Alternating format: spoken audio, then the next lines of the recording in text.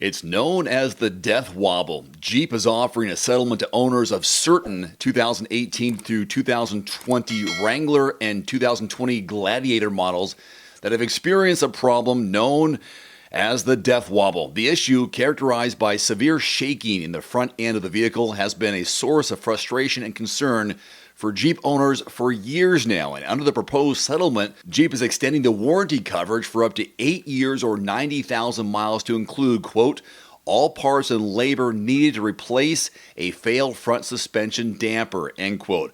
This is a significant increase from the standard limited warranty, which typically lasts 3 years or 36,000 miles. In addition to the warranty extension, Jeep is offering reimbursement for owners who have already paid for repairs related to the front suspension steering damper. These individuals can submit a claim for reimbursement through the company's website. Jeep is also covering attorney fees for the plaintiffs in the class action lawsuit. This amount is capped at $3.95 million, with an additional $4,000 going to each of the 6 class representatives. Despite the settlement, Jeep denies any admission of liability or wrongdoing. The proposed agreement is subject to court appeal. A Stellantis representative recently told the Detroit Free Press that the company doesn't comment on active litigation. This Death Wobble issue has been a thorn in Jeep's side for years, with previous incidents leading to a class action lawsuit in 2019. The company has also issued a fix in 2019, replacing the steering and damper stabilizer free of charge. The proposed settlement offers a resolution to affected Jeep owners and a step towards putting the issue to rest. In conclusion, the proposed settlement is good news actually for Jeep owners who have experienced the Death Wobble issue. The extended warranty and potential reimbursement are a positive step towards resolving the long-standing problem and providing peace of mind to Jeep owners. Good old Tesla may have started a price war because now Ford is announced that it's increasing production of the Mustang Mach-E while simultaneously slashing prices across the board for its popular all-electric crossover. While the company wouldn't attribute the price cuts to Tesla's recent drastic Model Y price decrease, Ford Model E's chief customer officer said, quote, "We have a different production than Tesla. We have different customers," end quote. That said, the timing is suspect. This price cut affects every model and vary from as little as $600 to as much as $5,900. The cost of the extended range battery option has also been reduced from $8,600 to $7,000. Here's the new MSRP breakdown and the differences between the former MSRP on the 2023 Mustang Mach-E. You can see the differences between $600 up to $6,000. Ford says they're now going from a production goal of 78,000 cars a year to 130,000. That's a whopping 67% increase. Ford says the vast majority of their Mustang Mach-E's growth so far is incremental to the brand, with 2/3 of its customers coming from competitor brands.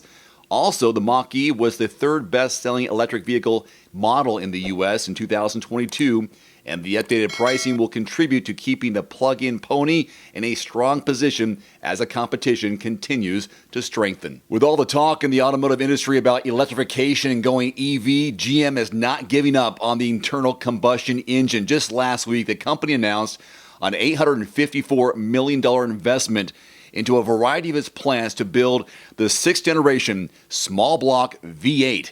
It's the first confirmation that GM is working on a new small block, though the company isn't yet releasing any technical details on the engine. Of the $854 million, $579 million will go to GM's Flint engine plant, which will machine blocks, cranks, and heads and assemble the complete unit.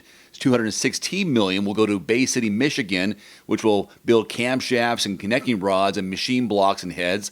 $47 million will go to the Defiance, Ohio plant, which will make block castings. And finally, $12 million will go to the Rochester, New York plant, which will build intake manifolds and fuel rails. Reliability is gold. Reliability is what we care about when it comes to vehicles. On a scale of 1 to 100 with a lower score, meaning more problems, here are the 10 least reliable cars on sale right now. Ford F-150 Hybrid got a 4. Hyundai Kona Electric a 5. Lincoln Aviator 8. Nissan Sentra 9. Ford Explorer, not surprised, 16. Chevy Bolt 17. The Silverado 1500 / GMC Sierra 1500 19. Jeep Gladiator 21, Mercedes-Benz GLE 23, Jeep Wrangler 24. Now for automakers, the list follows a very similar trend, adding in luxury brands now. Again, this list goes from least to most reliable or more reliable. Mercedes-Benz 26, Jeep 30, Volkswagen 31, GMC 36, Chevrolet 40, Tesla 40, Ford 41. So Ford is more reliable considered than the Tesla brand. Cadillac 42, Ram 42, Nissan 44, and Volvo 45. There's some real shockers on this list, don't you think? Are you surprised? I want to hear your thoughts in the comments, but the Ford F-150 has been one of the best-selling vehicles for decades, obviously, right? I understand how adding a hybrid powertrain could complicate things, bring some uncertainty into the market for consumers, but I wasn't expecting any variant of the F-150 to be on this list as considered least reliable. Then you have the Hyundai Kona Electric, Chevy Bolt, more EV vehicles.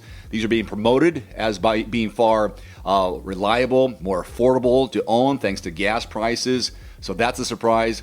Now, I expected some vehicles on this list to be unreliable because of how consumers use them.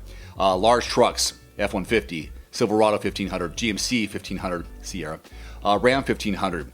Are being put through the ringer during their lifespan, so they're tough to keep going. It's a similar situation with the Gladiator and Wrangler. We know people are going off-road in those things. That's what they're designed to do. That's what they do best. These vehicles may go off-road, but tackling rugged terrain regularly can strain, challenge some of their components. Therefore, how reliable will they be if people push them to their limits? I think you know the answer. So what's the big takeaway? Besides knowing that Toyota and Lexus make the most reliable vehicles on the planet, we know that.